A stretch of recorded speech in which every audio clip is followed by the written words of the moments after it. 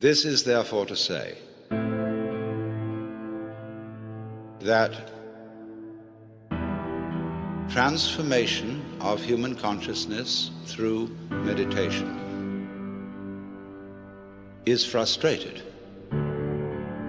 so long as we think of it in terms of something that I myself can bring about by some kind of wangle, by some sort of gimmick.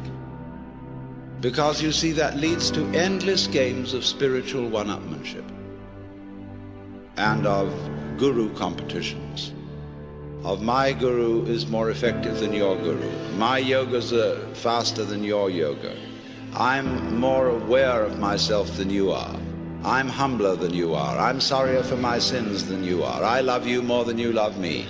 This interminable goings-on about which people fight and wonder whether they are a little bit more evolved than somebody else and so on. All that can just fall away. And then we get this strange feeling that we have never had, you see, in our lives, except occasionally by accident. Some people get a glimpse that we are no longer this poor little stranger and afraid in a world it never made, but that you are this universe, and you are creating it at every moment, because you see, it starts now. It didn't begin in the past. There was no past. See, if the universe began in the past, when that happened, it was now. See, well, it's still now. And the universe is still beginning now, and it's trailing off like the wake of a ship from now. And that wake of the ship fades out, so does the past. You can look back there to explain things, but the explanation disappears.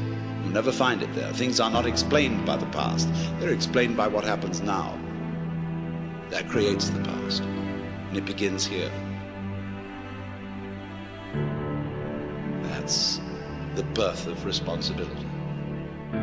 Because otherwise, you can always look over your shoulder and say, well, I'm the way I am because my mother dropped me.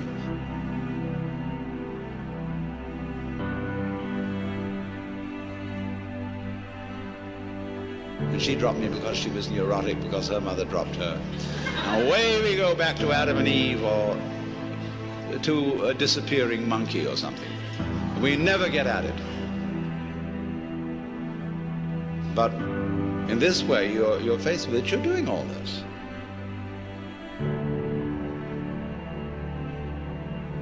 And that's an extraordinary shock. So,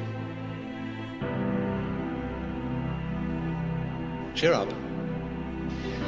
You can't blame anyone else for the kind of world you're in. And if you know, you see that I, in the sense of the person, the front, the ego, really doesn't exist, then it won't go to your head too badly if you wake up and discover that you're God.